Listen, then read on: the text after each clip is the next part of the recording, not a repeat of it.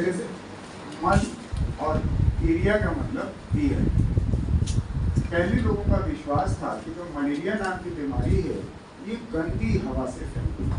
मल का मतलब होता है फाउल, क्योंकि ऐसा देखा जाता था कि जो मलेरिया के पेशेंट हैं जिन लक्षणों को हम जान पाते हैं, ये सामान्यतः पूरे इलाके में होता था जहाँ पर कूड़ा कचरा इकट्ठा होता था, जहाँ पे हवा में गंदगी यानी स्मेल जैसा बढ़ जाता था, इसलिए हम उसे मलेरिया कहते हैं। लेकिन बाद में ये कॉन्सेप्ट बिगड़ गया, नाम आज भी हम वही ढूंढ रहे हैं, मलेरिया। तो इसका जो पॉजिटिव एजेंट है अब हमें पूरी तरह से पता है, caused by protozoa. That is yes, पहला पॉइंट हम लोग यही लिखते थे कि it is caused by protozoa और इट्स नेम इज प्लाज्मोडियम। अब ये ऐसा सवाल है जिसमें हमारे क्लास में हर बच्चे को पता होता है, फिर भी ये सवाल पूछा जाता है। तो ये जानते हुए कि आपको जरूर पता होगा malaria is caused by Plasmodium, इस उम्मीद से पूछने कि आप में से कुछ लोग मॉस्किटो करें और करते हैं, क्योंकि ऑन जनरल समाज में रफली लोग ये बात कहते हैं कि मलेरिया भैया मच्छर काटने से होता है। तो ऐसा है, वो ट्रांसमिटिंग एजेंट है, वो ट्रांसमिट करता है सर एक पर्सन से दूसरे पर्सन को, जैसे वेक्टर, यानी आप चाहें तो नॉन कंटाजियस डिजीज में उसे रख सकते। क्या अब दूसरा बात आता है, ये जो प्लाज्मोडियम है इसकी बहुत सारी स्पीसीज हैं। आपके सिलेबस में 3 थी, जबकि हम लोग को पढ़ना तो 4 चाहिए था, और वो चारों स्पीसीज अलग अलग प्रकार की मलेरिया कॉज करते। जैसे प्लाज्मोडियम एक नाम देते हैं, दैट इज वाइवेक्स। दूसरा नाम है प्लाज्मोडियम ओवेल, ये नाम आपकी किताब में नहीं लिखा है। तीसरा नाम है प्लाज्मोडियम फैल्सीपारम, इसका नाम लिखा हुआ है। और एक चौथी स्पीसीज का भी जिक्र है, प्लाज्मोडियम मलेरी। स्पेलिंग आपकी टेक्स्ट में गलत लिखा हुआ है, मलेरिया लिखे हैं। तो ये 4 अलग अलग स्पीसीज हैं और ये चारों डिफरेंट टाइप की मलेरिया कॉज करते हैं। तो एक ही पॉइंट हमारा हुआ, it is caused by protozoa, यानी वायरस और बैक्टीरिया नहीं है। प्रोटोजोआ का नाम है प्लाज्मोडियम, आपकी किताब में लिखा है tiny protozoa, it's a microscopic single cell है। अब फिर कहा गया कि जो प्लाज्मोडियम के अलग अलग स्पीसीज हैं वो अलग अलग टाइप ऑफ मलेरिया कॉज करती है, लेकिन नाम नहीं दिया गया, नाम सिर्फ एक का दिया गया। कहा गया जो प्लाज्मोडियम फैल्सीपारम है ये एक मलेरिया कॉज करता है, उससे नाम देते हैं मलिग्नेंट मलेरिया, और किसी के बारे में कोई बात नहीं है, लेकिन ये जताया गया कि इसका मतलब मलेरिया कई प्रकार के होते हैं। And this is a type of malaria that is one of the most dangerous. ये ऐसी मलेरिया है जिसको हम लोग काफी खतरनाक कहते हैं, आदमी कई बार मर भी जाता है। This. लेकिन मलिग्नेंट शब्द का प्रयोग हम लोग बेसिकली कैंसर पढ़ते वक्त करते हैं। इस चैप्टर में आप कैंसर भी पढ़ोगे तो हम बताएंगे cancer is a type of tumour, लेकिन ज्यादातर लोग ट्यूमर और कैंसर को अलग अलग नजर से देखते हैं। तो जब कैंसर या ट्यूमर पढ़ोगे तो उसमें 2 टाइप, एक नाम होगा बिनाइन। बिनाइन ट्यूमर या कैंसर वो कहलाता है जो किसी एक ही जगह रहता है, यहाँ पर है, यहाँ पर है, यहाँ पर है, जिस जगह पर है वो वहीं पर बना रहेगा, फैलेगा, वो है बिनाइन। क्योंकि फैलता नहीं है इसलिए हम आसानी से उसका इलाज कर लेते हैं। सामान्यतः बिनाइन कैंसर या ट्यूमर में हमारी मृत्यु नहीं, यानी खतरनाक नहीं मानी जाती। लेकिन एक दूसरा आपके पास कैंसर या ट्यूमर है जिसे मलिग्नेंट ट्यूमर है, उसमें कैंसर के सेल एक जगह से दूसरी जगह माइग्रेट करते हैं। जैसे कान में है तो कान से आंख में चली जाएगी, आंख से किडनी में चली जाएगी, किडनी से बोन में चली जाएगी। तो उसका प्रयोजन यहाँ मत जोड़ लीजिएगा। हम ये नहीं कह रहे कि मलिग्नेंट मलेरिया का मतलब फैलने वाली मलेरिया, ऐसा नहीं है। मलिग्नेंट का मतलब वहां पर डेंजरस से लिया गया है कि जैसे मलिग्नेंट कैंसर आप पढ़ोगे बड़ी खतरनाक होती है, व्यक्ति की मृत्यु हो सकती है, वैसे इसमें भी हो सकती है। तो आपको तो भैया प्लीज एक ही याद करना है कि जो डिफरेंट टाइप ऑफ मलेरिया हैं उनमें हम आपको एक मलेरिया का जिक्र करें, लेकिन हम और भी बताते जा रहे हैं। ये जो दोनों होती हैं दिस वन, ये भी अलग टाइप की मलेरिया कॉज करती है और इनको हम लोग नाम देते हैं बिनाइन मलेरिया। बिनाइन मलेरिया ये नाम टेक्स्ट बुक में नहीं, क्योंकि उन्होंने ये हमसे कह दिया है कि भैया ये बहुत प्रकार के मलेरिया कॉज करते हैं, अलग अलग स्पीसीज अलग अलग टाइप ऑफ मलेरिया कॉज करती है, तो बताना जरूरी था कि भाई ये वाली स्पीसीज ये वाला मलेरिया कॉज करती है तो ये वाला भी।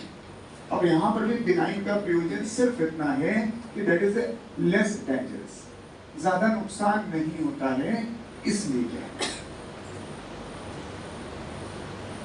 इसमें सामान्यतः लोग नहीं मरते। अब एक बचा है, इसको काहे छोड़ते चलो। This Plasmodium malaria and it causes a very different type of malaria जिसे हम लोग नाम देते हैं क्वार्टरनल मलेरिया। तो अब मेरी एनसीईआरटी का सेकंड लाइन पूरा हुआ, जिसमें लिखा गया जो पॉजिटिव एजेंट है प्लाज्मोडियम वो different type of malaria cause करता है। अब ये आपको याद करना है, लेकिन ये हमने और बताया कि भाई और भी टाइप के मलेरिया होते हैं। क्वार्टरनल मलेरिया का मतलब होता है, क्वार्टर का मतलब होता है फोर्थ, क्वार्टर का मतलब 4 होता है। तो इसमें जब बुखार वगैरह हम आपको पढ़ाएंगे तो इसमें बुखार जो होगा एवरी 4th डे आएगा, ध्यान रखिएगा। यहाँ इस वाला अगर स्पीसीज आपको अटैक करती है तो आपने जो बुखार है, जो मलेरियन फीवर है, वो 4थे दिन आया करेगा, तो हम बोलेंगे क्वार्टर। लेकिन सर उसी के सापेक्ष अगर इन दोनों को भी समझना चाहें, जो बिनाइन और मलिग्नेंट है, and it is known as a tertian malaria. Tertian malaria. Tertian का मतलब that is on every 3rd day. Tertiary का मतलब 3 होता है। तो इससे आपको ये पता चलेगा कि वो लाइन बड़े खुल के नहीं कह पाए कि डिफरेंट टाइप ऑफ मलेरिया होता है। अब आप इससे रिलेट कर सकते हैं। फिर से सुन लीजिए, आपने लिखा कि मलेरिया का जो पॉजिटिव एजेंट है वो प्लाज्मोडियम है, and that different species of the plasmodium causes the different type of malaria. जैसे इन दोनों के बारे में ये तो मैंने आपको ओवेल यूं ही बता दिया, लेकिन ये बिनाइन मलेरिया कॉज करता है, यानी नुकसान कम होता है। जो फेल्सीपारम है ये मलिग्नेंट मलेरिया कॉज करते हैं, ये ज्यादा डेंजरस है, मृत्यु भी हो जाती है। ये दोनों चाहे बिनाइन मलेरिया हो चाहे मलिग्नेंट मलेरिया हो, इन्हें हम लोग टेक्निकली टर्शियर मलेरिया कहते हैं, क्योंकि इन दोनों मलेरिया में जो बुखार है, टिपिकल मलेरिया का बुखार है, वो तीसरे दिन आता है। ये भी अभी तय कर देंगे क्यों। फिर प्लाज्मोडियम मलेरिया, इसको हम लोग कहते हैं इट कॉजेज अ क्वार्टरनल मलेरिया, क्योंकि यहाँ पर बुखार हर 4थे दिन आता है। पहली लाइन क्लियर? अब एक ही लाइन तो हुई है, पॉजिटिव एजेंट।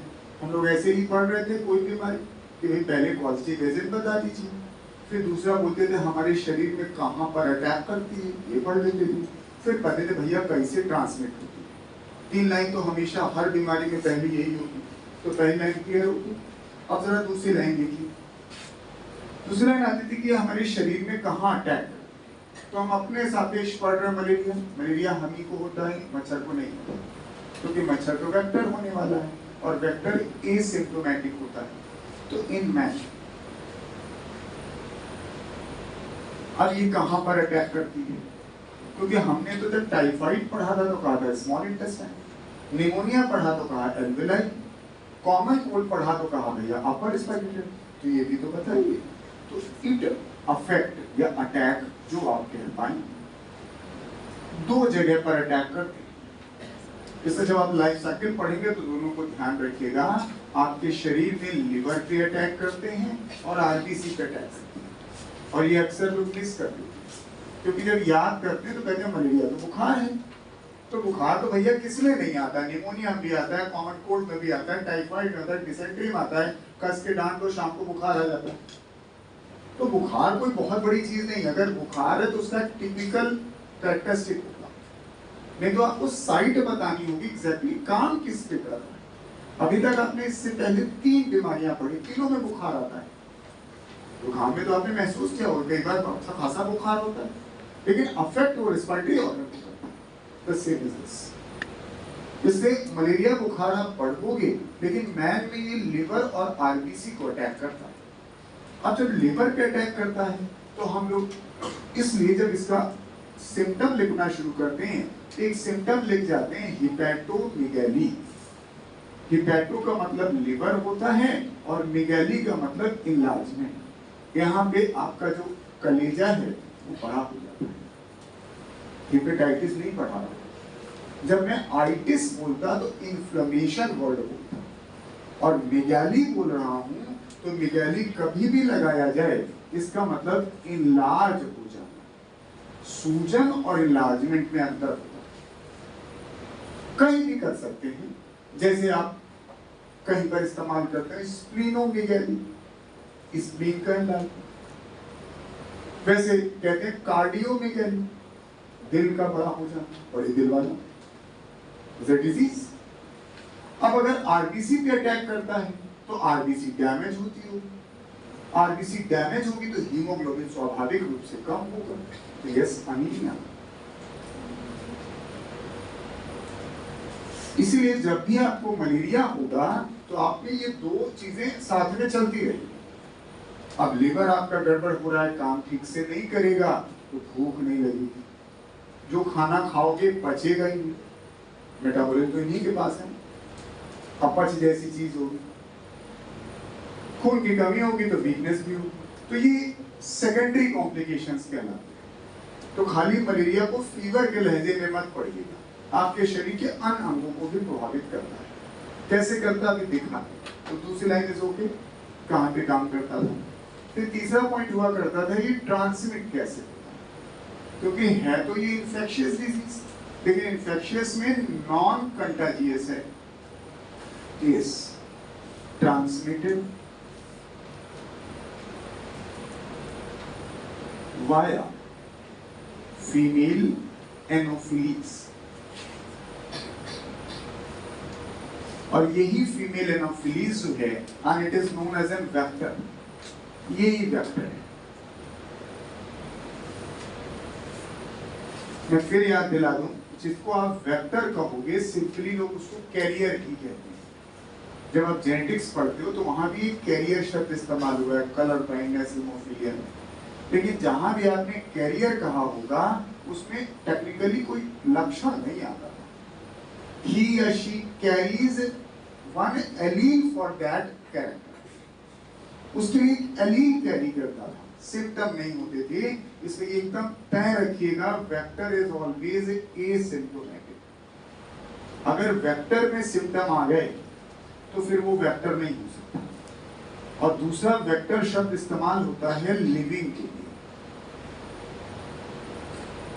जिंदा होना चाहिए उसे और सिम्टम नहीं होना चाहिए। नहीं तो आप कहोगे हमने कस के छींका और हमारे पेन पे राइनो वायरस आ गया, और पेन आपने इस्तेमाल किया, तो आप कहोगे सर पेन भी तो वेक्टर है हमारा, वो यहाँ से वहां तक ले तो गया, हम यहाँ बैठे और हमने कीबोर्ड पर छींक दिया और चले गए। 10 मिनट बाद आप आए, कीबोर्ड का आपने इस्तेमाल किया, तो कीबोर्ड भी तो वेक्टर हुआ नहीं।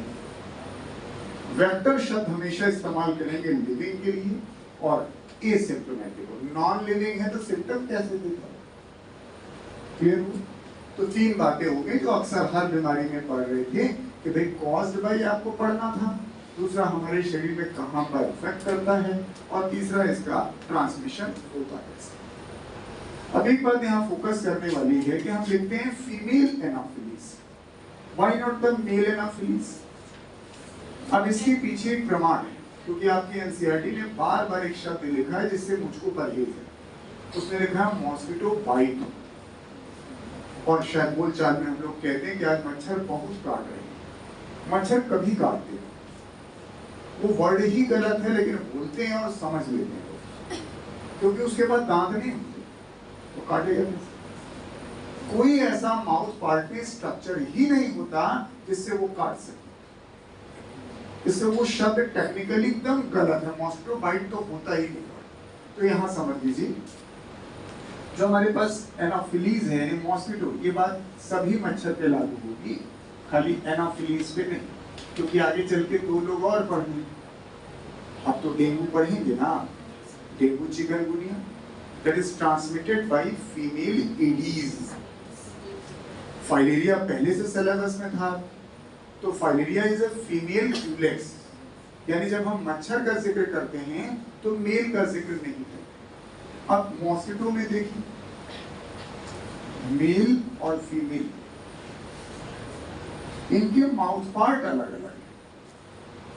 जो मेल का माउथ पार्ट होता है एकदम टिपिकल सकिंग टाइप का होता है, ये सिर्फ सक कर सकते हैं, sucking type. I am telling about the mouth parts.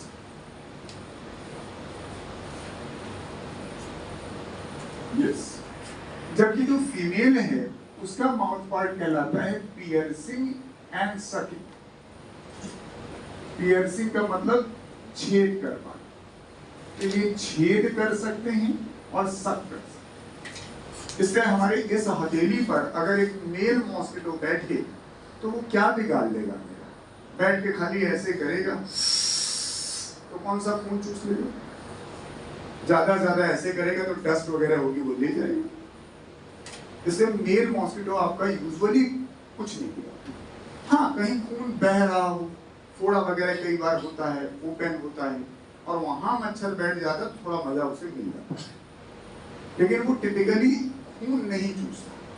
लेकिन जो ये मैडम है फीमेल, इनका माउथ पार्ट बड़ा विचित्र होता है। इनके माउथ पार्ट में ऐसे 2 सुई जैसी स्ट्रक्चर होते हैं, मच्छर पढ़ा नहीं रहा, उससे नाम नहीं बता रहा, ऐसे तो ये ऐसे होते हैं,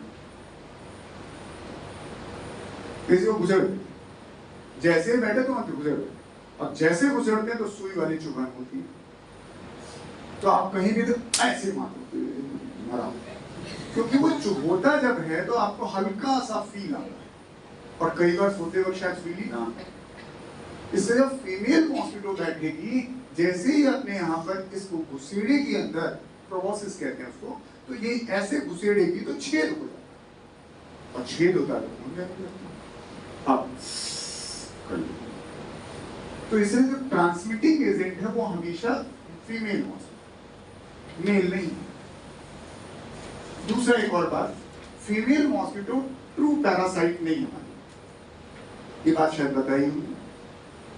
पैरासाइट की डेफिनेशन ये है कि पैरासाइट उसे कहेंगे जो पेट भरने के लिए होस्ट पे डिपेंड होता है। जब होस्ट से नरिशमेंट लेगा तो वो पेट भरेगा। फीमेल मॉस्किटो खून चूसती जरूर है, लेकिन पेट भरने के लिए नहीं चूसती। Female mosquito needs blood for egg laying, अंडे देने। पेट उसका भरा होता है। Both male and female mosquito feed on nectar. इनका पेट जो है फूलों के नेक्टर से भरता है, लेकिन अंडा देने के लिए उनको रिच प्रोटीन चाहिए, और नेक्टर में उतनी ज्यादा प्रोटीन नहीं है, इसीलिए वो जान हथेली पर लेकर आपके पास आती है, या अन्य जानवरों पे भी जाती है, गाय भैंस को भी लगती है। तो ये ट्रू पैरासाइट नहीं है, नॉट ट्रू पैरासाइट। ये बात मैं एक बार फिर करूंगा जब मैं पैरासिटिज्म आपको पढ़ाऊंगा, organism and population.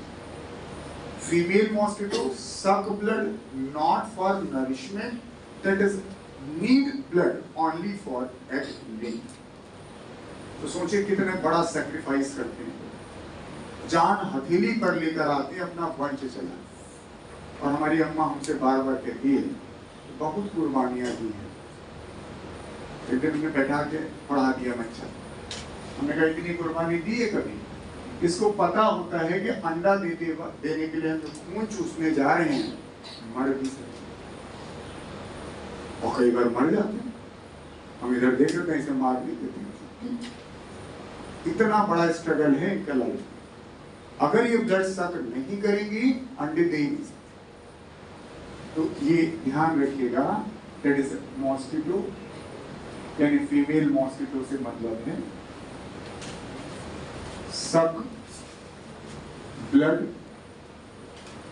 for egg लेंगे, सिर्फ अंडे देने के लिए, that is not for nourishment, पोषण के लिए नहीं है। पैरासाइट वर्ड पोषण के लिए इस्तेमाल। तो ये भी क्लियर हो गया कि हम फीमेल एनाफिलीज ही क्यों कहने जा रहे हैं, अब मेल एनाफिलीज नहीं कहते। इससे जब कभी आप मच्छर मारते हैं एक बार देख लिया करिए मेल है या फीमेल, अनायास आप क्यों देखते। तो मैं ये नहीं कह रहा हूँ पकड़ के उसकी टेस्टिस और ओवरी देखो कि भैया क्या है तुम्हारे पास, हमको बताओ। आप पढ़ें तो उनके बारे में पता चलेगा। दोनों के बैठने का पोस्चर अलग अलग है। फीमेल मॉस्किटो अलग तरीके से बैठती है और मेल अलग तरीके से, लेकिन आपके सिलेबस में नहीं है, लेकिन यूं देखते ही बता देंगे वो मेल है या फीमेल। जैसे मेल और फीमेल की चाल अलग अलग होती है, कभी सड़क पे देखिए कई बार लोग कहते हैं क्या लड़कियों की तरह चल रहे हैं, क्योंकि लड़कियों की कॉम्पिटिटिवली थोड़ी अलग चाल होती है, बॉयज की अलग चाल होती है। वैसे यहाँ बैठने का तरीका अलग है। तो मैंने इतना मजाक इसलिए किया कि प्लीज थोड़ा फोकस रखिएगा। हम सिर्फ फीमेल की बात करेंगे, हमें मेल का जिक्र ना डेंगू में करना है, ना चिकनगुनिया में करना है, ना फाइलेरिया में करना है, ना यहाँ। ठीक। अब अगला एक सवाल आता है कि थोड़ा विवादित है। अब प्लाज्मोडियम की बात करें कि सर इसका कुछ जीवन जो है मैन में बीतता है और कुछ मॉस्किटो में। तो हम उसी के सापेक्ष लाइन लिख रहे हैं, Plasmodium has digenetic life cycle, digenetic life cycle। इनका जो जीवन चक्र होता है वो डाइजेनेटिक होता है। डाइजेनेटिक का मतलब होता है कि इनका जीवन चक्र पूरा करने के लिए 2 होस्ट की जरूरत है। It required 2 host. जब आप पैरासिटिज्म की बात करना शुरू करते हो तो एक होस्ट चाहिए होता है, भले ट्रू नहीं लेकिन है तो पैरासाइट, टेक्निकली सही नहीं। तो 2 होस्ट है, इसमें झगड़ा है कौन पहला होस्ट और कौन दूसरा होस्ट। जितनी किताब पढ़ेंगे उतने आंसर आपको मिल जाएंगे। एक को हम लोग कहते हैं प्राइमरी होस्ट और दूसरे को हम लोग कहते हैं सेकेंडरी होस्ट। अब जहां जहां पढ़ोगे अलग अलग चीजें अलग अलग लोग पढ़ाते हैं। तो झगड़ा है जो एनसीईआरटी ने इसमें मुक्ति पा ली, सोचा इसको लिखो। तो बड़े बुद्धिमान लोगों ने एनसीईआरटी लिखी। कभी विवादित जगह पर कोई भी सब्जेक्ट देख लीजिएगा, चाहे जूलॉजी है चाहे बॉटनी, अक्सर एनसीईआरटी स्किप करता है। तो हम ये तो बता ले जाते हैं कि प्लाज्मोडियम में जीवन चक्र 2 होस्ट में पूरा होता है, ये नहीं बताना चाहते। कुछ लोग कहते हैं मैन प्राइमरी होस्ट है, कुछ लोग कहते हैं मॉस्किटो प्राइमरी होस्ट, दूसरे को सेकेंडरी कहते हैं। तो अब हम आपको जो बता रहे हैं आप वही याद रखिए और उसका रीजन भी बताएंगे। जो दूसरा कोई बता रहा है वो भी सही है। कैसे सही है? सर प्राइमरी होस्ट हम मैन को मानते हैं और सेकेंडरी होस्ट है फीमेल एनोफिलीज को। अगर किसी ने कुछ और पढ़ा है तो गलत नहीं पढ़ा, लेकिन मैं भी सही। अब ये कैसे? एक्चुअली जब हम पैरासिटोलॉजी पढ़ते हैं, पैरासाइट्स के बारे में, या पैथोलॉजी पढ़ते हैं, तो हम ज्यादातर जो आंसर करते हैं वो मेडिकल पॉइंट ऑफ व्यू से करते हैं। बीमारियां जब पढ़ते हैं, और अब तो हम टेक्निकली सिर्फ मलेरिया पढ़ते हैं, लेकिन जब बायोलॉजिकली पढ़ते हैं तब मेडिकल पॉइंट ऑफ व्यू से अलग। ये जो मैंने आंसर किया है ये मेडिकल पॉइंट ऑफ व्यू से आंसर किया, पैरासिटोलॉजी के पॉइंट ऑफ व्यू से आंसर किया है, पैथोलॉजी के पॉइंट। लेकिन अगर क्वेश्चन में स्पष्ट कोई बता दे, बायोलॉजिकली बताइए, तो primary host is this and secondary host is this. तो अगर किसी बच्चे ने पढ़ा है कि प्राइमरी होस्ट फीमेल एनोफिलीज है, सेकेंडरी होस्ट मैन है, तो उसने अनजाने में सिर्फ बायोलॉजिकल पॉइंट ऑफ व्यू पढ़ा। और लोग पढ़ा इसलिए देते, कहते भैया मैं बायोलॉजी का टीचर, आपका सब्जेक्ट बायोलॉजी, सो व्हाट, पढ़ क्या देना। पैरासिटोलॉजी पढ़ रहे हैं, पैथोलॉजी पढ़ रहे हैं, डिजीज पढ़ रहे हैं, तो डिजीज में हमारे मेडिकल एस्पेक्ट ज्यादा सुपर लीड है। इसलिए अगर कुछ ना लिखा हो तो यही करें, और लिख दे तो समस्या ही सॉल्व हो। क्योंकि हम जो आंसर कर रहे हैं ये मेडिकल पॉइंट ऑफ व्यू से कर रहे हैं, या जो आप पैरासिटोलॉजी या पैथोलॉजी कह लीजिए वो नहीं। क्योंकि हमारे ही कई साथी ये नहीं मानते, वो कहते हैं सर हम तो प्राइमरी होस्ट जो है फीमेल एनाफिलीज पढ़ा। तो जब मैंने तलाशा तो पता यही चला कि वो इसलिए पढ़ा रहे हैं कि वो बायोलॉजिकल पॉइंट, लेकिन हम भले बायोलॉजी पढ़ रहे हैं लेकिन हमारा जो बेसिक एक्सप्लेनेशन होता है इस ब्रांच में, इस टॉपिक में, वो मेडिकल। इससे मैंने अपनी बात की चॉइस आपकी। Is it okay? तो मैंने 5 पॉइंट आपको पढ़ाए हैं। Simple introduction. पहली बात कि sir caused by simply Plasmodium. चूंकि मलेरिया कई प्रकार का होता है तो प्लाज्मोडियम की कौन सी स्पीसीज आपको प्रभावित कर रही है, इससे डिफरेंट टाइप ऑफ मलेरिया का जिक्र अभी करेंगे दोबारा। देन ये हमारे शरीर में कहाँ पर अटैक करती है, तो कहते हैं लिवर और आरबीसी पर अटैक करती है। इसमें लिवर से जुड़ा हुआ कोई लक्षण मिलेगा, आरबीसी से जुड़ा हुआ कोई लक्षण मिलेगा। तीसरा पॉइंट है ये ट्रांसमिट कैसे होती है, तो एक व्यक्ति से दूसरे व्यक्ति को फीमेल एनाफिलीज के माध्यम से होती है। That she is considered as an vector, is a non contagious infectious disease. फिर मॉस्किटो की बात की कि हम फीमेल ही क्यों लेके घूम रहे हैं, मेल क्यों नहीं, क्योंकि जो मेल मॉस्किटो होता है वो कभी भी ब्लड सक नहीं करता था, फीमेल मॉस्किटो कर लेती because of the adaptation in the mouth part. In the last line digenetic life cycle है, जीवन चक्र 2 होस्ट में पूरा होता है, यस प्राइमरी और सेकेंडरी। झगड़े को बिल्कुल तूल मत दीजिएगा, आप ये लिखेंगे, सामने वाला अगर कुछ बोलेगा तो कहेगा तुम भी सही। का इलाका है और दूसरा हिस्सा है मॉस्किटो। अब फीमेल एनाफिलीज लिखते हैं मॉस्किटो की जगह तो वो भी ठीक है, फीमेल एनाफिलीज। तो आपने ये कहा कि सर हमारे यहाँ भाई कुछ मैन में समय बिताएगा और मैन में लिवर और आरबीसी बिताएगा, सर यहाँ भी बिताएगा, ऐसे साइकिल चलती रहेगी। तो अब अगर 2 जगह ये साइकिल चल रही है तो सर कोई ना कोई स्टेज मच्छर से मैन में आती होगी। Most important question of the topic. फिर कोई ना कोई स्टेज ऐसी होगी जो मैन से मच्छर पे जाती होगी, तभी तो लाइफ साइकिल पूरी हो पाएगी। फिर दोनों जगह जाना है उसको। तो यहाँ पे पहला आंसर आता है जब ये मैन में इंटर करती है तो इसका नाम होता है स्पोरोजोइट, और जब ये मॉस्किटो में इंटर करती है तो इसका नाम होता है गैमेटोसाइट। और ये दोनों इंपॉर्टेंट सवाल हैं, हालांकि एग्जाम में ये ज्यादा पूछा गया which stage of the Plasmodium is infective for the man. Man के अंदर ये ही तो जा रही है, and which stage is the infective stage for the mosquito, gametocyte. Gametocyte का एक नाम और है, कभी कभी लोग बिगाड़ देते हैं इसको गैमोन्ट कहने लगते हैं। अब गैमोन्ट लोग कई बार सुने नहीं होते तो इसी को गैमीट पढ़ने लगते हैं। गैमीट अलग है, गैमोन्ट गैमेटोसाइट अलग। ये बदतमीजी कम जगह की जाती है, अक्सर हम गैमेटोसाइट ही लिखते हैं, लेकिन एग्जामिनर का माइंड सेट है क्या पूछना और आप क्या समझ लें। फिर ये जो स्पोरोजोइट है ये हमारे जब मैन में आएंगे तो ये 2 जगह अटैक करेंगे। पहले ये लिवर पे अटैक करते हैं, ये खाली अभी सिंपली लिखते हैं लिवर पे अटैक करते हैं।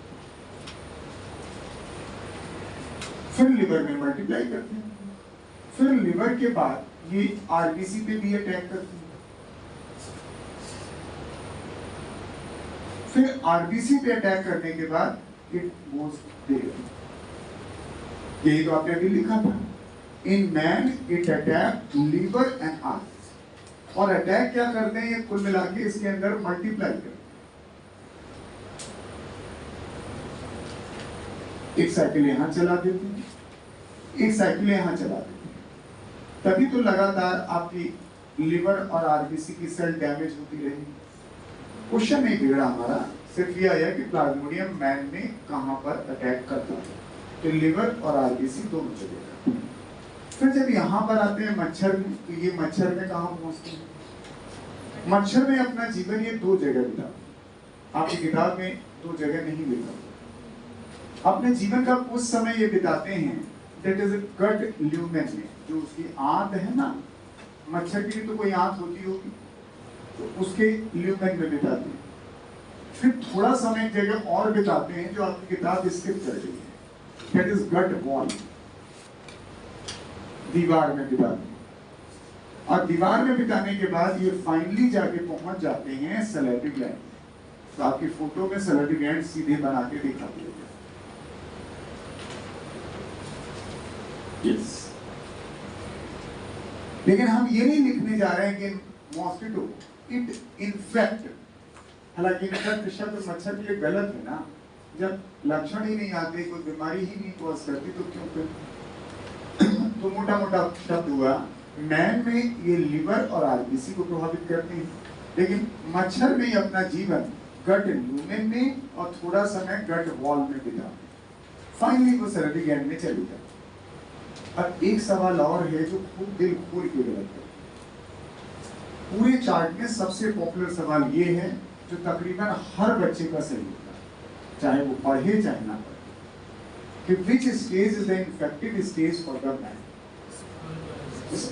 लेकिन एक दूसरा सवाल एकदम इसी के क्लोज है, sporozoite stage is the infected stage for the man, बता देते हैं। फिर आगे सेंटेंस कहते हैं विच इज फॉर्म्ड इन, बनती कहां। तो अब आगे का तो नहीं पता, लेकिन अभी हम आपको ये जरूर बता देते हैं कि स्पोरोजोइट हम मच्छर की साइड में लेके जा रहे हैं। It is formed in mosquito. Mosquito में कहां बनेगी वो बात है, मॉस्किटो में होगी तब इन्फेक्टिव स्टेज। लोग क्या करते हैं, अक्सर इसको फोकस करते हैं, उनको लगता है सर इन्फेक्टिव स्टेज है तो आंसर लिखते हैं मैन, क्योंकि वो रटे रहते हैं। Sporozoite is infective stage for the man, man वही बात दिमाग में आती है, लेकिन वो बनते नहीं है man. The same for this, gametocyte is infective stage for the mosquito but is formed in man. बनेगी यहां पर और उनके लिए इन्फेक्टिव होगी, ये ध्यान रखिएगा। ये थोड़ा कम पूछा गया है, इसे लोगों को पता ही नहीं होता कि सर दूसरा सवाल भी उसी में। जितने पॉपुलर सवाल हैं, अगर उनके बगल में थोड़ा सा हेर फेर करके कोई सवाल है तो वो बड़ा खतरनाक होता है, क्योंकि जो पॉपुलर सवाल होता है पहले से प्रेजुडिस हो जाते हैं, यार यही होगा आंसर, और पढ़ते वक्त हम कहीं ना कहीं लापरवाह। क्या अब दूसरी बात आती है, जितने भी पैरासाइट्स होते हैं, आपने एक लाइन पढ़ी कि वो होस्ट के एनवायरनमेंट को अडॉप्ट कर लेते। एक दूसरी लाइन क्या, पैरासाइट के अंदर रिप्रोडक्शन की गजब की क्षमता होती है, क्योंकि पैरासाइट जब भी आपके शरीर के अंदर पहुंचता है तो सबसे पहले दो काम करता है, रहने की व्यवस्था, खाने की व्यवस्था। ये दो काम जैसे हुआ तुरंत वो बच्चा पैदा करता है, तब आबादी बढ़ाओ, जब आबादी बढ़ेगी तब कब्जा कर लेंगे। चाहे वायरस में पढ़ लो, चाहे जिसमें पढ़ लो, सब यही काम करते। तभी तो हमारी बॉडी को वो कंट्रोल करेंगे, हमको नुकसान पहुंचा पाएंगे।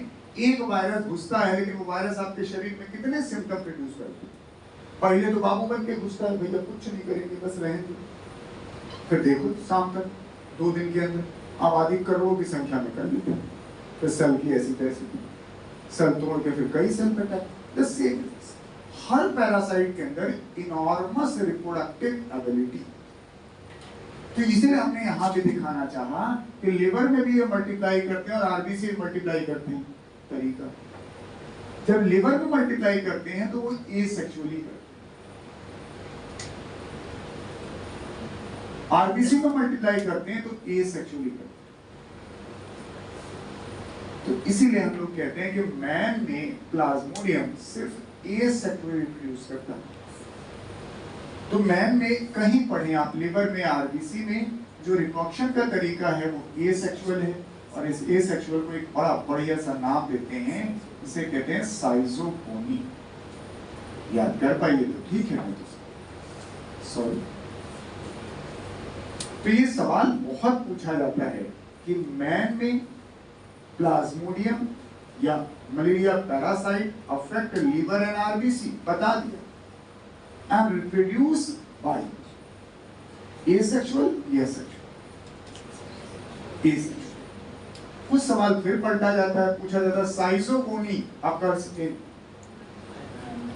Man, साइजोगोनी occurs in which part of the man, liver and RBC. यही बातें हैं जो इनडायरेक्टली आपको चार्ट से दिखाई देती। सर यहाँ पे आपने कहा कि सर गट ल्यूमेन में और गट वॉल में दो जगह ये बात करते हैं।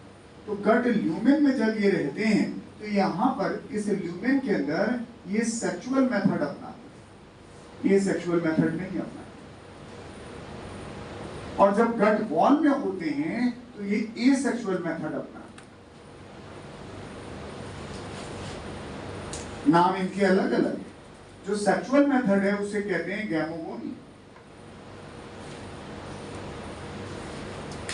जो यहां पर एसेक्सुअल मेथड है उसे कहते हैं स्पोरोगोनी। अब सवाल कठिन, यानी मैन में वो सिर्फ एसेक्सुअली रिप्रोड्यूस करते हैं, लेकिन मॉस्किटो में यानी एनाफिलिस में सेक्सुअली और एसेक्सुअली दोनों रिप्रोड्यूस करते हैं।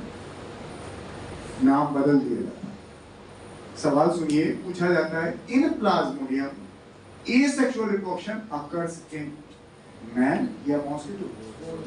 बोथ। यस। दूसरा सवाल आता है in plasmodium sexual reproduction occurs in mosquito. अब ये तो सरल वाले नाम हुए, हम उल्टा नाम भी पूछ सकते हैं। In the Plasmodium asexual reproduction by means of साइजोगोनी occurs in सिर्फ मैन। आपकी मैन ही करिए, क्योंकि अगर मैं सिर्फ asexual बोलूंगा तब आप दोनों जगह चले जाओगे। लेकिन अगर मैं नाम दे दिया साइजोगोनी, थोड़ा अलग मेथड है, ये अलग, बहुत डिटेल में नहीं जाना। और इनका asexual स्पोरोगोनी। तो इसीलिए मैं पहले इस वाले चार्ट से पढ़ाया ताकि आपको मोटे मोटे पॉइंट याद हो, फिर हम अंदर की बात अभी बात में करेंगे। क्लियर हुआ है? एक सवाल और है कि हम प्राइमरी होस्ट कहते किसको medical point of view? Man को कहते, क्यों मैन को कहते? कल को फाइलेरिया पढ़ेंगे तब फिर कंफ्यूज हो जाओगे। तो प्राइमरी होस्ट की अपनी एक डेफिनेशन है मेडिकली। प्राइमरी होस्ट उसे कहते हैं जहां parasite is in adult form, जहां पर पैरासाइट अपने एडल्ट फॉर्म में होगा वही प्राइमरी होस्ट कहलाएगा। अब आप सोचो प्लाज्मोडियम जवान भी होगा, बिल्कुल होगा, माइक्रोस्कोपिक है तो क्या होगा, जवान नहीं होगा क्या? लाइफ स्पैन है, यंग स्टेज आएगी, एडल्ट स्टेज आएगी, बुजुर्ग होंगे और मृत्यु को प्राप्त होगी। ये हर जीवन का क्रम है, लेकिन हम वहां माइक्रोस्कोपिक होता है तो ये फील नहीं कर पाते, मल्टीसेलुलरिटी में फील कर लेते हैं। इनमें जो एडल्ट स्टेज होती है उसका नाम होता है that is a trophozoite.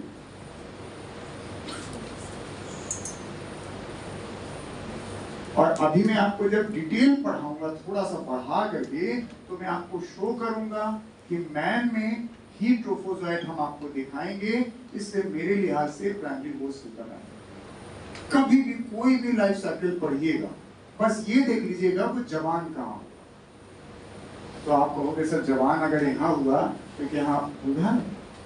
Sir question तो यहाँ भी कर रहे हैं, यहाँ क्या बूढ़ा है? ये नहीं किया। एडल्ट स्टेज हम खाली उसी को कहते हैं ट्रोफोजोइट, और it is found in the RBC of man. ये मैं आपको दिखा भी दूंगा, इसलिए आप कॉन्फिडेंटली आंसर कराइएगा कि man is a primary host with reason करके आइएगा। क्लियर हो गया? अब मैं रिपीट कर दूं इस शॉर्ट फॉर्म को। आपने कहा कि सर हमारे पास डाइजेनेटिक लाइफ साइकिल है, तो sporozoite stage is the infective stage for the man, but this sporozoite forms in the mosquito. फिर यहां बोला gametocyte stage is the infective stage for the mosquito, but it is formed in the man. Man में ये दो जगह attack करता है, liver को और आरबीसी को। दोनों ही जगह एसेक्सुअली रिप्रोड्यूस करता है बाय द प्रोसेस साइजोगोनी। लेकिन मॉस्किटो में ये दो जगह अपना जीवन बिताता है, गट ल्यूमेन में यानी आंत के अंदर जो कैविटी है उसमें, और आंत की दीवार में, गट वॉल।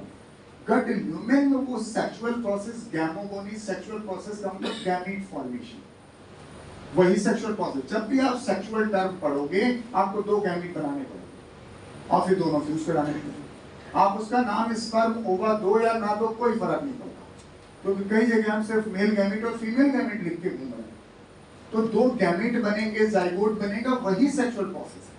लेकिन जब गट वॉल में होते हैं तो हम एसेक्सुअल रिप्रोड्यूस करते हैं और इसका नाम होता है स्पोरोगोन। बस इतनी सी बात है और खूब दिल खोल के बच्चा यहाँ गलत करता है। और अभी खाली चार्ट आपको दिख रहा है इसलिए आसान है। जब पूछा जाता है asexual reproduction the Plasmodium occurs in, both answer होगा। ये दिखना चाहिए कि देखिए यहाँ सेक्सुअल भी है और एसेक्सुअल। वो आप एनसीईआरटी वाला चार्ट देखोगे तो बहुत क्लियर दिखेगा। अभी मैं इसी को एलाबोरेट कर दूंगा तो और बेहतर दिखने लगेगा। Is it okay? तो दो लाइनें हमारी और बढ़ गई हैं, अलग अलग बांटने ताकि एक तरफ हम मैन को समझ पाए, एक तरफ मॉस्किटो को समझ पाए। और वहीं से पढ़ना शुरू करेंगे जहां से आपने उसी चार्ट को पढ़ा था। ऐसे आपने कहा था हमारी जो स्पोरोजोइट स्टेज है वही मैन में आई, तो इस साइड हम आपको मैन शो करेंगे। अब बड़ी छोटी छोटी बातें भी ध्यान रखिएगा। तो ये स्पोरोजोइट हम ना लिख करके ऐसे ऐसे छोटी छोटी डिजाइन बनाते हैं और यहीं से शुरू होती बात हमें। And it is known as an sporozoite. जिसके बारे में आपने कहा स्पोरोजोइट हमारे मॉस्किटो में बनेगी, तो मैं वहीं तक लगता लाइफ साइकिल पढ़ाते पढ़ाते सर ऐसे आके वहीं खत्म। लेकिन आपकी किताब में लिखा है कि स्पोरोजोइट स्टेज जो होती है वो इन्फेक्टिव स्टेज है। वो हमारे शरीर में कब पहुंचेगी? जब मच्छर काटता है, और हमने तो कहाँ काटते हैं। तो अब सर फिर से फीमेल एनाफिलिस देखिए। ये जो स्पोरोजोइट स्टेज है ये ऑलरेडी उसके सैलिवरी ग्लैंड में पड़ी रहती है। कैसे पड़ी रहती है थोड़ा वेट कर लीजिए, अभी बता दूं। ये सैलिवरी ग्लैंड में स्टोर रहती है, बढ़ती नहीं है यहाँ पर। It is stored in the salivary gland. हमने मॉस्किटो के साइड में लिखा है तो आप उसी में रखिएगा, यानी उनके सलाइवा में ये होती है। अब इनकी प्रॉब्लम सुनिए। फीमेल एनाफिलिस के पास जो माउथ पार्ट है वो पियर्सिंग टाइप का, उसमें से चुभ होती है, खून निकलने लगे, वो आराम से खून सूखने लगे। लेकिन हमारे अंदर टेंडेंसी क्या होती है, अगर आप छेद कर दोगे तो लगभग 4-5 मिनट में फ्लॉट हो जाएगा, खून निकलना बंद हो जाएगा। और ये तो बहुत ही महीन सा छेद करते हैं।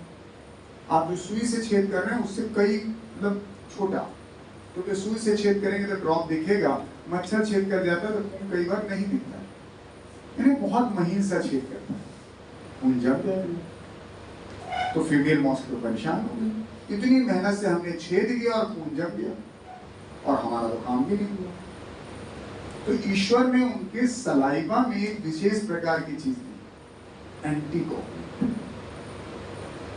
एनोफिलीन नाम का एक एंटीकोगुलेंट होता है, नाम याद नहीं करना, सिर्फ ये जाने कि उनके सलाइवा में एक एंटीकोगुलेंट होता है। तो देवताओं ने कहा कि भाई तू जब छेद कर तो थूक दे।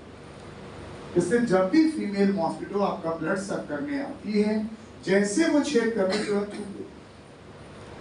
अब मच्छर कितना बड़ा और उसकी थूक कितनी बड़ी, इसलिए आपको पता नहीं चलता। इतना बड़ा शरीर थूकते हैं तो कितना थूकते हैं, इतना। और सोचो जो इतना बड़ा मच्छर है वो कितना थूकता हो, उसका काम हो जाता है। अब उसने जब उसने थूक दिया तो एंटीकोगुलेंट होने की वजह से 10 मिनट, 15 मिनट, 20 मिनट, जब तक इच्छा है खून निकलता है वो काम हो जाता है। यहीं से हमारी कहानी शुरू। जब उसने थूका, अगर उसके थूक में ऑलरेडी स्पोरोजोइट है तब कहानी बड़ी। और हमेशा हो ये जरूरी तो है नहीं, हर मच्छर काटने से मलेरिया नहीं होता। शुरुआत तब होगी जब उसके सैलिवरी ग्लैंड में ऑलरेडी स्पोरोजोइट हो। अगर उसके सैलिवरी ग्लैंड में स्पोरोजोइट नहीं है तो थूके, चाहे वहां बाल्टी भर दे, कोई फर्क नहीं पड़ता, काट लो कितना बार। यही बात लिखी जाती है कि इन्फेक्टेड मॉस्किटो, इन्फेक्टेड मॉस्किटो का मतलब she must have an sporozoite, तब वो हमारे शरीर में आए। तो ये हमारे शरीर में पहुंचा, that is via saliva. Saliva के माध्यम से आता है। उसका कोई प्रयोजन नहीं होता कि आप भी बीमार हो, उसका प्रयोजन सिर्फ ये होता है कि हमें जितना खून चाहिए उतना मिल जाए। अब स्पोरोजोइट जब हमारे ब्लड में आ गए कभी आरबीसी पर अटैक नहीं करती, क्योंकि करना तो चाहिए लेकिन ये नहीं करती। तो sporozoite attack on the liver cell, ये हमारी लिवर सेल।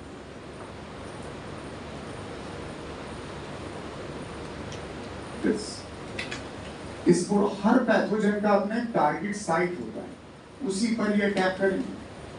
अब लिवर में तो बहुत सारी सेल्स हैं, तो कुछ सेल्स हम आपको दिखा दें।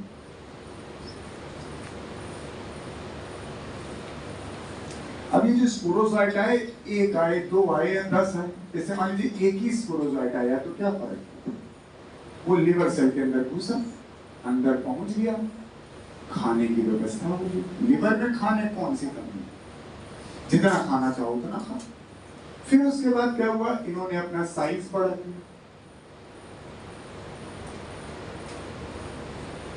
साइज बड़ा किया, फिर उन्होंने मल्टीपल न्यूक्लियर फिजन किया, कई सारे न्यूक्लियस बना दिए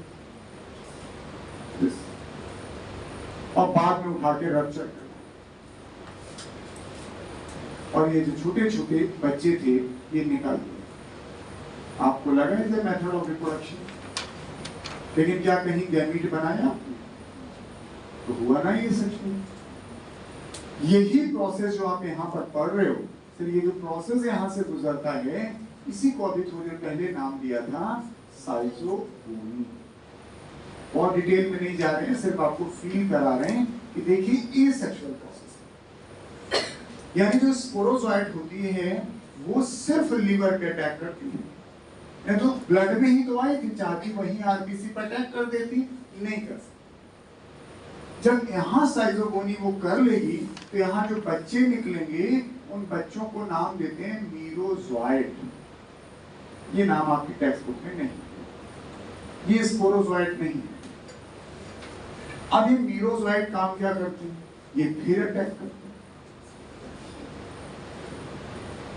आपने कहा ना लिवर के अंदर साइकिल चलती रही, मान लीजिए एक भी स्पोरोजोइट आया था तो उसने 100 निकाल दी, 100 ने 100 लिवर सेल पे अटैक किया, सबने 100 निकाली तो 10,000।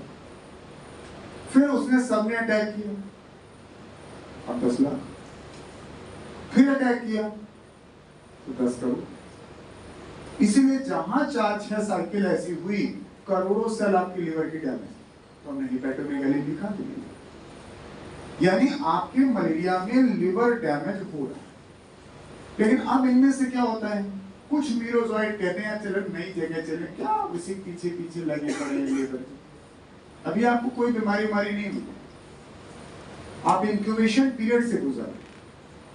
इंक्यूबेशन पीरियड वह समय कहलाता है जिस दिन पैथोजन आपके अंदर घुसे और जिस दिन पहला लक्षण नजर आए। अभी कोई लक्षण नहीं आया, लिवर के ऊपर ये तब तक अटैक कर रहे। फिर जब 1, 2, 3 साइकिल ऐसी कर लेते हैं, इनकी संख्या लाखों में पहुंच जाती है, तो उनमें से 10-20 हजार इधर उधर खिसक लेते हैं और जाके वो आरबीसी पे अटैक करते हैं।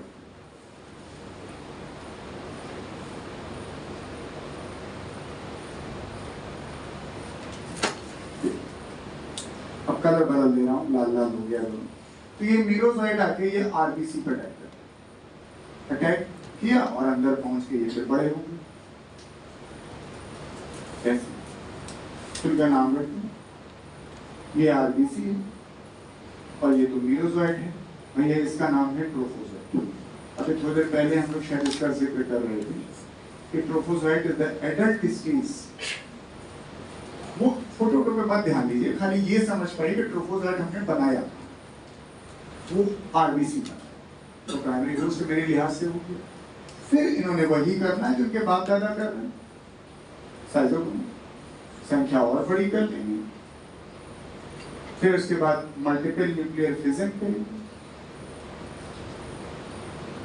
ऐसे बड़े। लेकिन एक नई चीज होती है, देखने में तो लग रहा है वही प्रोसेस तो करवा रहे हो, जैसे वहां पे किया था सेम वही प्रोसेस यहाँ भी है।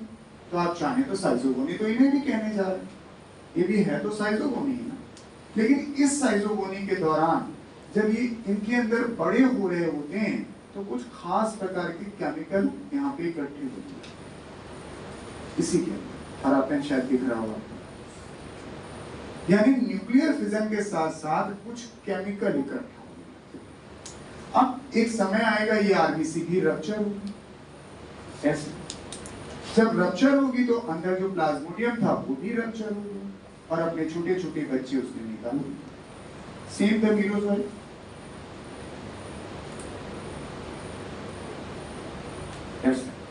लेकिन जो वो ग्रीन रंग के केमिकल बनाए थे वो केमिकल भी रिलीज करते वहां पे नहीं हुआ। जब लिवर पे साइजोगोनी हो रही थी तो सिर्फ मीरोजोइड निकलती, लेकिन आरबीसी में जब साइजोगोनी पूरी होती है तो ये टॉक्सिन से निकलती है। टॉक्सिन, टॉक्सिन बोले तो हीमोज्वाइन, ये नाम पड़ा है। हीमो मतलब ब्लड से है और ज्वाइन वर्ड इस्तेमाल किया गया है टॉक्सिन सब्सटेंसेस के लिए। और ये तो मीरोजोइड है और ये मीरोजोइड फिर जाके आरबीसी पे अटैक करते। यही मैंने अभी आपको दिखाया था, यहाँ भी प्रोसेस चल रही है और यहाँ भी प्रोसेस चल रही है। This is the साइजोगोनी। तो जो आपने अभी थोड़ा सा बनाया था उसी का थोड़ा सा बड़ा हुआ। अब आपका पॉइंट क्लियर हुआ। स्पोरोजोइड जब आएगा तो पहले लिवर पे अटैक करेगा, उसके बाद वो आरबीसी पे अटैक करेगा। फिर लिवर के अंदर की साइकिल चलती रहेगी, आरबीसी के अंदर की साइकिल चलती रहेगी, तो दोनों लगातार समय के साथ डैमेज होती जाएंगी। तो हिपैटोमेगाली और एनीमिया होना स्वाभाविक बात है। लेकिन जब हमारी आरबीसी रप्चर होती है तो ये आपके पास एक केमिकल निकलता है and this is responsible for the characteristic malarial fever. जो मलेरिया का विचित्र बुखार आता है, अभी हम आपको थोड़ा पढ़ाएंगे कि कैसा बुखार होता है, तो वही यहाँ देख पाएंगे। Characteristic malarial fever, malarial fever. फिर उसने अटैक किया, फिर एक बार साइकिल हुई, फिर रप्चर हुई, फिर बुखार आया। इसलिए जब मलेरिया पढ़ोगे तो इसका बड़ा विचित्र बुखार होता है, एक खास समयांतराल पे बुखार, क्योंकि आरबीसी में साइजोगोनी होने में तकरीबन या तो 48 घंटे लगते हैं या फिर 72 घंटे लगते हैं। तो इसका मतलब जो बुखार आएगा कब आएगा? जब आरबीसी की साइजोगोनी पूरी होगी। तो 48 घंटे के बाद आएगा या 72 घंटे के बाद आएगा? अगर 48 घंटे के बाद आएगा तो बुखार कब आया? तीसरे दिन आया, 2 दिन के बाद आया। 72 घंटे के बाद अगर पूरा होता है तो बुखार 3 दिन के बाद आया। तो नाम याद करिए, टर्शियन एंड क्वार्टर। यही आपको अभी शुरू में बोल रहे थे कि बुखार हमारे यहाँ कई प्रकार का। तो जब जब ये पूरा होगा, इसलिए इसमें उस तरह से नहीं है जैसे हम टाइफाइड में पढ़ रहे थे कि टाइफाइड में लिखा था सस्टेन्ड हाई ग्रेड फीवर, लगातार बुखार बना रहता है। यहाँ पे हम शब्द इस्तेमाल करते हैं पैरोक्सिन। बुखार आएगा फिर चला जाएगा, फिर 48 घंटे या 72 घंटे के बाद आएगा। तो अभी आप ये फील लाइए कि जो आपको बुखार आता है ओनली बिकॉज ऑफ हीमोग्लोबिन, और वो तब आएगा जब आपकी आरबीसी की साइजोगोनी पूरी। फिर जब कई बार ये साइजोगोनी कर लेते हैं तब इनमें से कुछ ऐसे ट्रोफोजोइड होते हैं sir, yes, they form the gametocyte. भाई आपने एक ने अटैक किया, 40 निकले, 40 ने अटैक किया, फिर 1600 हो गए, 1600 ने अटैक किया, ऐसे इनकी संख्या बढ़ने लगेगी। जब काफी ज्यादा हो जाएगी तो कुछ ट्रोफोसाइट ऐसे होते हैं and that will form the gametocyte.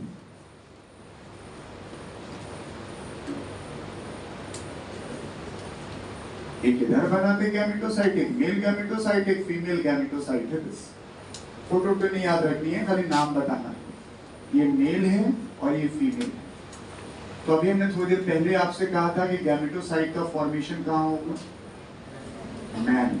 अब मैन की आरबीसी में, और मच्छर जब ब्लड सक करेगी ऐसे तो यही तो जाएगी, तो it इंटर्स in the mosquito. This is the infective stage for the mosquito. तो मैन में आपने पढ़ लिया, सिर्फ एसेक्सुअल प्रोसेस हुआ, सेक्सुअल नाम ही नहीं आया यहाँ पर, जिसे आप साइजोगोनी के नाम से जानते।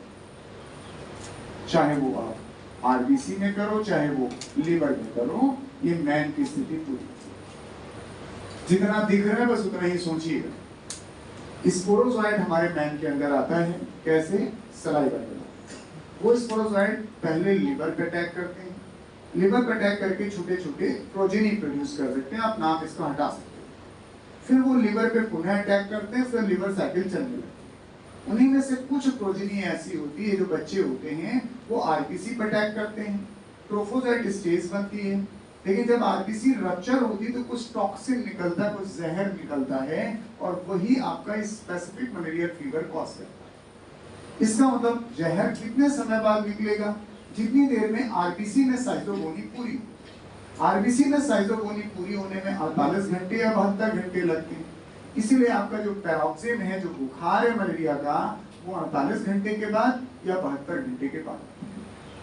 अब ये साइकिल जब चलने लगती है तो थोड़ी देर के बाद, कुछ समय के बाद, ट्रोफोजोइट जो होती है वो गैमेटोसाइट में भी कन्वर्ट होने लगती है। गैमेटोसाइट फर्दर मैन में डेवलप नहीं हो सकती, क्योंकि गैमेटोसाइट का डेवलपमेंट होने के लिए आपको चाहिए लो टेम्परेचर, और हम ठहरे वार्म टेम्परेचर, हमारे शरीर का तापमान कम नहीं हो सकता। तो अगर मेरे को मलेरिया है तो मेरे ब्लड में गैमेटोसाइट होगा। अब अगर मच्छर मेरा ब्लड सक करेगा या करेगी तो यही तो ले जाएगी। This is infective stage. लेकिन अगर मैं इसको, मेरे अंदर गैमेटोसाइट स्टेज बन गई और मच्छर से हमारी मुलाकात ही नहीं, तो गैमेटोसाइट स्टेज डिस्ट्रॉय हो गई, यानी लाइफ साइकिल ब्रेक हो जाएगी, ट्रांसमिशन ब्रेक हो जाएगा। अगर मच्छर ही हम मार दें सारे, यही तो कहते हैं कि मच्छर पनपने ना दीजिए, मलेरिया सब अपने आप समाप्त हो जाए। प्लाज्मोडियम नहीं मार पाओगे, माइक्रोस्कोपिक जानवर प्रोटोजोआ का समाप्त कर दोगे। संख्या में सब पूरे एनिमल किंगडम में सबसे ज्यादा है माइक्रोस्कोपिक होने का। इसलिए हमेशा जब भी मलेरिया को हम प्रिकॉशन की बात करते हैं तो हमेशा कहते हैं कि मच्छर ना पनपे, क्योंकि इसका ट्रांसमिटिंग एजेंट यही है। हम अगर मच्छर ही नहीं होगा तो मेरे में गैमेटोसाइट बनेंगे, एक समय के बाद मर जाएंगे। अब ले आइए मच्छर, मच्छर अगर ब्लड सक करेगा तो गैमेटोसाइट स्टेज कहां जाएगी? उसके मुंह में या कान में? हाँ बोलो, कैसे ब्लड में चली जाएगी? मुंह में जाएगी। खून चूस रहा है, कहां गई? तो उनके ब्लड में कहां चले जाओगे? खून चूस रहा है ना वो, तो आपका खून उसने कहां ले गई? आंत में ले गई ना, तो गट ल्यूमेन। अभी लिखा नहीं था आपने कि सर मच्छर में गट ल्यूमेन और गट वॉल दो जगह गुजरना है, उनके खून में नहीं जाती। अब जब गट ल्यूमेन में ये पहुंचते हैं तो वहां पहुंच करके ये गैमीट बनाते हैं। एक गैमेटोसाइट है, दिस इज द गैमेटोसाइट, फिर से लिख दे रहा हूं, या गैमॉन्ट आपकी लिख। जब अंदर पहुंच गए आंत के अंदर, तो एक बनाएगा फीमेल गैमीट और एक बनाएगा मेल गैमीट। फिर दोनों फ्यूज हो जाएंगे, फिर जाइगोट बन जाएगा। ये आपको डायग्राम में देखना चाहिए, तभी आप सेक्सुअल से महसूस कर पाओगे कि ये सेक्सुअल प्रोसेस है। एक आपके पास फीमेल गैमीट लिख दें, फोटो पे ध्यान ना दीजिएगा, प्रोसेस पे ध्यान दीजिएगा। ये मेल गैमीट लिख दिया हमने। दोनों गैमीट हमारे फ्यूज कर रहे हैं, this and that form the zygote. ऐसी प्रक्रिया को देख के ही आप कहते हो सेक्सुअल प्रोसेस। सेक्सुअल प्रोसेस का मतलब formation of gamete and the fusion of the gamete. तो यस, इसका नाम रखेंगे हम लोग सेक्सुअल प्रोसेस। ये सेक्सुअल फेज है and its name is gamogony. Gamete बना है ना, और कहां बना है? Gut lumen. आप उसी में हैं, गट ल्यूमेन। ऑब्वियस है मॉस्किटो, ये जो घटना पढ़ रहे हैं आप, ये मॉस्किटो के पढ़ रहे हैं। आप फीमेल बना फिर दिख रहे।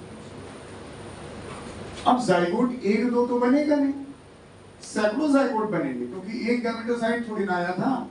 जब उसने ब्लड सक किया होगा तो सर सैकड़ों गैमेटोसाइट आए होंगे, तो फिर सैकड़ों गैमीट बने होंगे, सैकड़ों जाइगोट बने। अब ये जाइगोट अगर आंत के ल्यूमेन में बने रहे तो मच्छर की टट्टी के रास्ते निकल जाएंगे, आंत में कौन टिकेगा? तो जल्दी जल्दी ये जाइगोट भाग करके वो जाके दीवार से चिपक जाता है, तभी तो बचेगा, नहीं तो पेरिस्टाल्सिस होगी, खिसकानी देगी आगे।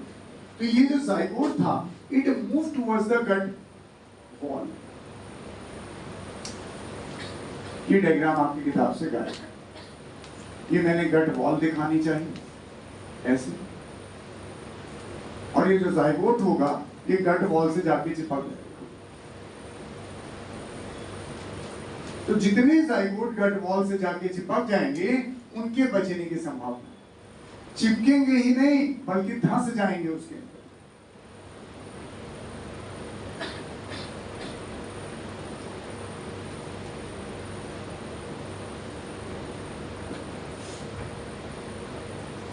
और धंसेंगे ही नहीं बल्कि साइज बड़ा भी हो जाएगा। लो, बस इतना फील आना चाहिए कि हम गट ल्यूमेन से निकल के अब वॉल में चले गए, क्योंकि आपकी किताब में क्या किया, यहां से उठा करके सीधे सिलेंडर के डाल दिया। तो ये जो घटना आप पढ़ने जा रहे हैं अब इसके आगे दिस, ये अब गट वॉल में आ गए। फिर इन्होंने क्या करना है, अब रहने की व्यवस्था होगी, बच्चे पैदा करें। अब इन्होंने साइज ही नहीं बढ़ाया,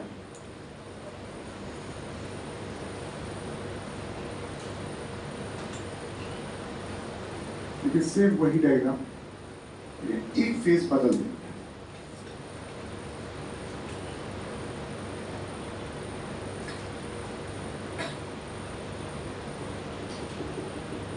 संख्या बढ़ा दी, कहीं कोई गैमेट वगैरह बनाया नहीं बनाया, तो ए सेक्सुअल मेथड कहलाया। अब आपको लग रहा होगा हम तो सर साइजों को नहीं कहेंगे, नहीं कहना, थोड़े डिफरेंस होते हैं उनमें, इनमें जो पढ़ाया गया यहाँ वैक्यूल बनने लगे। फिर अंतिम पॉइंट आता है ये रप्चर हो जाए।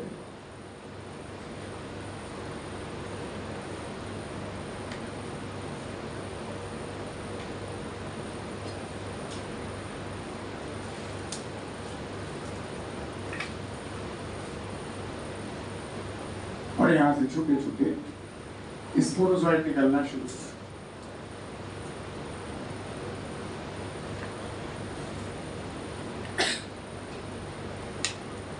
और यही स्पोरोजोइड जाके सल्विक एंड में स्टोर हो जाता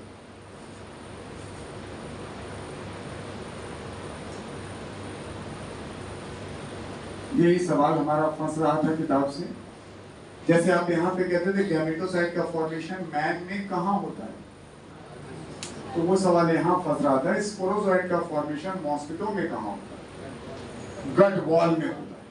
किताब का डायग्राम देखोगे तो फील आएगा सर्विक एंड में, ये गट वॉल में हुआ है, यहाँ पे जाके ये स्टोर हो गए। और यहीं से आपने कथा शुरू की थी कि अगर उसके सलाइवा में या सर्विक एंड में ऑलरेडी स्पोरोजोइड होता हो, तो यही वाली प्रोसेस जो यहाँ गट वॉल में हुई है, इसको आपने नाम दिया एसेक्सुअल मेथड, या इसी को कह रहे हैं स्पोरोगोनी। ये जो आपको 4 स्टेप बने हुए दिख रहे हैं, इसका प्रयोजन सिर्फ 2, एक गट वॉल शब्द अपनी ज़हन में रखिए, और दूसरा स्पोरोजोइड मॉस्किटो की गट वॉल में, ल्यूमेन में नहीं। अब वही वाला जो डायग्राम पीछे बनाया था वही पूरा एक बार फिर से देख लीजिए। जब मॉस्किटो हमारे यहाँ ब्लड सक करने आता है, इसको सो कॉल्ड मॉस्किटो बाइट कहते हैं, तो वो अपने सलाइवा के माध्यम से स्पोरोजोइड को आपके शरीर में डाल देता है, शरीर के ब्लड में डालता है। लेकिन ये स्पोरोजोइड कभी भी ब्लड पर अटैक नहीं करते, ये हमेशा लिवर सेल पे अटैक करते हैं, वहाँ एसेक्सुअली साइजोगोनी के माध्यम से रिप्रोड्यूस करते हैं और बच्चे पैदा करते हैं। ये बच्चे पुनः लिवर पर अटैक करते हैं और लिवर को लगातार ऐसे डैमेज करते हैं।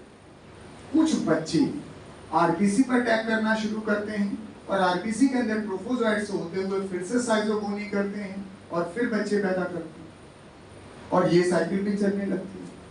तो जब हमको मलेरिया होता है तो लिवर में भी एक साइकिल चल रही होती है और आरबीसी में भी चल रही होती है। इसलिए हमारा लिवर और आरबीसी 2 इनके मुख्य जगह हैं जहां पे प्लाज्मोडियम अटैक करता है। लेकिन जब आरबीसी में साइजोगोनी पूरी होती है तब एक खास प्रकार का टॉक्सिन निकलता है जिसे हीमोज्वाइन कहते हैं, और यही हमारे कैरेक्टरिस्टिक मलेरियल फीवर के लिए महत्वपूर्ण। फिर अब आपके पास जब कई साइकिलें चल जाती तो कुछ ट्रोफोसाइट ऐसे होते हैं वो गैमेटोसाइट में कन्वर्ट होते हैं, साइजोगोनी नहीं करते। साइजोगोनी कर देंगे तो रप्चर होना पड़ेगा, साइजोगोनी ना करके वो गैमेटोसाइट बना देंगे। गैमेटोसाइट का फर्दर डेवलपमेंट मैन में संभव नहीं है क्योंकि that requires the some lower temperature. अब अगर इनको मॉस्किटो मिल जाए तो ये ग्रो करेंगे, और मॉस्किटो अगर नहीं मिलेगा तो गैमेटोसाइट यहीं नष्ट हो जाएगा। तो gametocyte is the infective stage for the female Anopheles. तो फीमेल जब ब्लड सक करती है तो ब्लड के साथ गैमेटोसाइट भी लेकर जाती है, उसकी आंत में जब ये गैमेटोसाइट पहुंचते हैं तो गैमीट बना देती है, क्योंकि अब इनको फीवर हो गया, लो टेम्परेचर। गैमीट बना करके जाइगोट बना देते हैं, और जाइगोट बना देना सेक्सुअल प्रोसेस है, यानी यहाँ भी रिप्रोडक्शन हुआ, सेक्सुअल मेथड से हुआ, जिसे हम गैमोगोनी कहते हैं, गैमीट बना। फिर जैसे ही जाइगोट बनता है वो जल्दी से गट वॉल में जाके चिपक जाते हैं ताकि सुरक्षित रह सके। फिर ये उसके अंदर साइज बड़ा करते हैं, एसेक्सुअली रिप्रोड्यूस करते हैं जिससे स्पोरोजॉइड बनता है, और वही स्पोरोजॉइड रिलीज हो जाता है उनके सीलोमिक कैविटी में। आर्थ्रोपोडा में सीलोमिक कैविटी पाई जाती है और वहां से सैलरी ग्लैंड में जाके स्टोर हो जाता है, ताकि अन्य किसी व्यक्ति को जब ये पहुंचाएं तो सलाइवा के माध्यम से फिर ये पहुंचा ले जाए। क्लियर हो गया?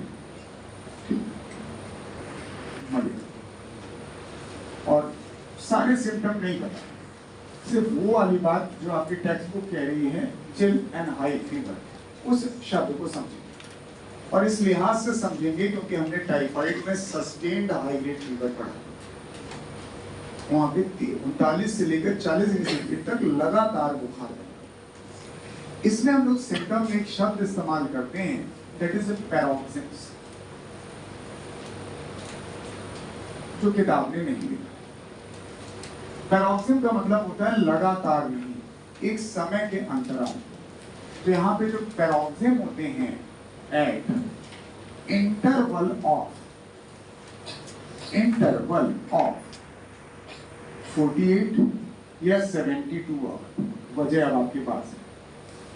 जो हम आपको फीवर और चिल वाली बात करने जा रहे हैं वो लगातार नहीं कि आपको ज्यादा लग रहा है, एक समय आएगा और 48 से 72 घंटे के बाद। जब भी मलेरिया का बुखार आपको चढ़ना होगा तो उसमें 3 फेजेस होंगे, यानी हर पैरोक्सिम में जितने भी पैरोक्सिम होंगे 48 या 72 घंटे के बाद उसमें 3 फेजेस होंगे। सबसे पहली फेज 3 फेजेस। जो फर्स्ट फेज होती है वो कहलाती है राइगर विद चिल।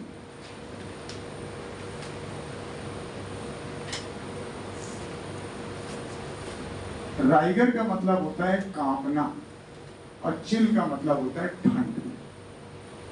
जब बुखार की शुरुआत होगी, जैसे मान लीजिए 9:30 बज रहा है, तो 9:30 बजे अब हमको मलेरिया का बुखार आने वाला है, तो सबसे पहले हमको हल्की हल्की ठंड लगेगी, सिहरन सी हो, 10-15 मिनट सिहरन पड़ने लगेगी तो हम फैन बंद करेंगे, एसी बंद करेंगे। फिर 9:45, 9:10 या 10 बजे तक हमको कपकपी लगने लगेगी, ऐसे कांपने लगेगी, एकदम ठंड वाले कांपने की बात करते हैं। उसी को हम लोग कहते हैं राइगर विद चिल, जूड़ी जिसे हिंदी में कहा जाता है। चिल का मतलब है ठंड और राइगर का मतलब कपकपी। कपकपी लगेगी और ठंड लगेगी। तो हो सकता है हम 10 बजे तक आपको पढ़ाएंगे, 9:45 बजे के आसपास ही हमको इतनी तेज कपकपी लगने लगी, हमने कहा यार मन नहीं कर रहा, मैं जा रहा हूं, क्लास ही बंद, क्योंकि बहुत ठंड लगती है। और ये कपकपी जो टेक्निकली हिंदी में लिखा है, इसका प्रयोजन सिर्फ ये है कि आप समझ पाए जब नहाते हैं जाड़े में टिप टिप टिप करते हैं ना, वो वाली ठंड लगती है। शुरुआत सिहरन से होती है, बाद में ठंड, फिर जाके हम ऑफिस में बैठते हैं, यार बहुत ठंड लग रही, और लोगों से पूछे क्या सबको ठंड लग रही? नहीं सर, ठंड तो नहीं लग रही। तो हम विश्वास रहेगा कि हम ही के साथ कुछ दिक्कत है। और लगभग 10:15 या 10:30 तक आते आते हम भाई अगर ऑफिस में कोई कंबल वंबल होगा ओढ़ लेंगे ठंड के बारे, और नहीं होगा चुपचाप सिकुड़ के अंदर बैठ जाएंगे। सर आप ओढ़ लो चाहे ना ओढ़ो कोई फर्क नहीं पड़ता है सर, तुरंत थोड़े समय बाद आपकी कभी कम हो जाएगी, अगली फेज आ जाएगी। And this phase is the febrile phase, इसको हम कहते हैं फेब्राइल फेज। आप कंबल ओढ़ लोगे तो आपको लगेगा कंबल की गर्मी से ठंड चली गई, नहीं। हम ऑफिस में बैठे, मान लीजिए कंबल नहीं मिला तो थोड़ी देर कांपेंगे, आधा घंटा तक, और धीरे धीरे ठंड खत्म। अब आपको टेम्परेचर बनना शुरू होगा। ठंड कब लगी थी? जब हाइपोथर्मिया था, तभी तो ठंड लगती है। और अब आपके साथ क्या हो रहा है? टेम्परेचर बढ़ रहा है। अब धीरे धीरे आपको बुखार चढ़ना शुरू होगा। अब बुखार भी थोड़ा मोड़ा नहीं, that is high grade of the fever, high grade of fever. बुखार बहुत तेज चलता है, तो कभी बंद हो गई, ठंड बंद हो गई और बहुत तेज बुखार हो गई। 10:30 पौने 11 तक काफी तेज बुखार, 104, 105, 106 ऐसे बुखार है। माथा छूओगे फिर घबरा जाओगे, इतना तेज बुखार। अब ये बुखार जब आएगा तो हमारे पास दो ऑप्शन है, या तो हम दवाई खा लें बुखार की, सिंपल पैरासिटामोल, या ना खाएं, बुखार उतर जाएगा। खाओ या ना खाओ कोई फर्क, क्योंकि फेज चल रही है। खा के उतारोगे तो लगेगा हमने दवाई से उतार लिया, तो उतरना है ही। लगभग 11:15 11:30 तक बुखार अपने आप डाउन हो गया। अब तीसरी फेज शुरू हुई, उसे कहते हैं डिफर्मेशन फेज। आप ये जो रेड पेन से लिख रहे हो आप छोड़ सकते हैं, खाली इसे समझ लीजिए आप। डिफरवेसेंट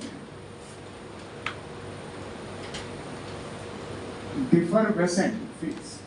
अब तीसरी फेज शुरू हुई। इस फेज में क्या होगा? आपके पास पसीना आना शुरू, sweating, that is profuse sweating. और जब प्रोफ्यूज स्वेटिंग होगी तो जाहिर है बुखार उतरेगा, fever comes down, and that becomes the normal. 12 साढ़े 12 तक नॉर्मल, और 1 बजे अपना घर चले गया। घर जाकर बताया, जानते हो क्या हुआ? 9:30 बजे बड़ी तेज ठंड लगी, बड़ी तेज जाड़ा लग रहा था, फिर बुखार चढ़ा, पसीना उसीना आया, लेकिन अब ठीक है, तो ये खत्म हो गई। क्योंकि 9:30 बजे हमारी ये साइकिल पूरी हुई थी, और उसी समय हीमोज्वाइन आया था। तो जब तक आपके ब्लड में हीमोज्वाइन बना हुआ था तब तक आपको ये फेज धीरे धीरे चल रही थी। लेकिन जब हीमोज्वाइन आता है तो हमारा जो डिफेंस सिस्टम है वो हीमोज्वाइन को न्यूट्रलाइज करता है। उसी को न्यूट्रलाइज करने में थोड़ा समय लगता है, 2 घंटे, 2.5 घंटे, 3 घंटे, जितनी देर लगेगी उतनी देर में फेज आ जाएगी। अब हम फिर घर में बताया, घर में कहा अब तो कोई दिक्कत नहीं, हमने कहा कोई दिक्कत नहीं, उनका डॉक्टर के पास चलो, हमने कहा नहीं जाएंगे, अब क्या जाएंगे, एवरीथिंग इज ओके। फिर हमने कल वाला बैच पढ़ाया, परसों फिर आप ही का बैच आया, और फिर 9:30 बजे ठंड लगी, 48 घंटे हो गए। फिर हमने आपसे कहा है कुछ गड़बड़ है, हमने कहा गड़बड़ कुछ नहीं है, पढ़ाना नहीं चाहते और 9:30 बजे भाग जाते। भाई आप एग्जैक्ट पता नहीं क्या मतलब निकालो कि मेरे साथ तो यही हुआ, फिर वही उस दिन हुआ, फिर 1 बजे घर चले गए, फिर अगले दिन 48 घंटे वाली साइकिल। तो हर बार आप ही के बैच में फंसेंगे और यही करना। और कहीं 72 घंटे वाली बात है, एक बार एक बार सर यही फेज। अब वही लिखा है जैसे फीवर विद चिल। जब भी आपको पैराक्सिम आएगा मलेरिया का, सर यही वर्ड इस्तेमाल करें। इससे जब आपके ऊपर डॉक्टर शक करता है कि आपको मलेरिया है तो कहता है जाड़ा लग के तो बुखार नहीं आया था। अगर आप ये इंगित कर देते हो कि जाड़ा लग के बुखार आया था तो उसको शक हो जाता है कि आपको मलेरिया है, तो उसके हिसाब से वो इलाज करता है। यही आपके पास स्पेशल है। और इसको पढ़ने के साथ साथ हमेशा बोलेगा sustained high grade fever in the typhoid, तभी अंतर दिखेगा। नहीं तो बुखार तो बहुत तरह के होते हैं, सब बीमारी में बुखार है, तो ये मलेरिया का सबसे इंपॉर्टेंट कारण है। साथ में असेसरी सिम्टम के नाम पे दो आपके पास हैं, वो भी आप जरूर नोट रखिएगा। एक आपने अभी पढ़ा था हिपैटोमेगैली और दूसरा शब्द है एनीमिया। अगर आप दोनों शब्द को सही से समझ रहे हो तो वीकनेस एक स्वाभाविक टर्म आ जाएगा। जब एनीमिया होगा, ऑक्सीजन कम होगी तो मेटाबॉलिक रेट धीमा हो जाएगा। तो ये सेकेंडरी कॉम्प्लिकेशन कहलाती है, लेकिन ये इंडिकेटिव नहीं है। इंडिकेटिव सिर्फ यही है। क्लियर? यही मलेरिया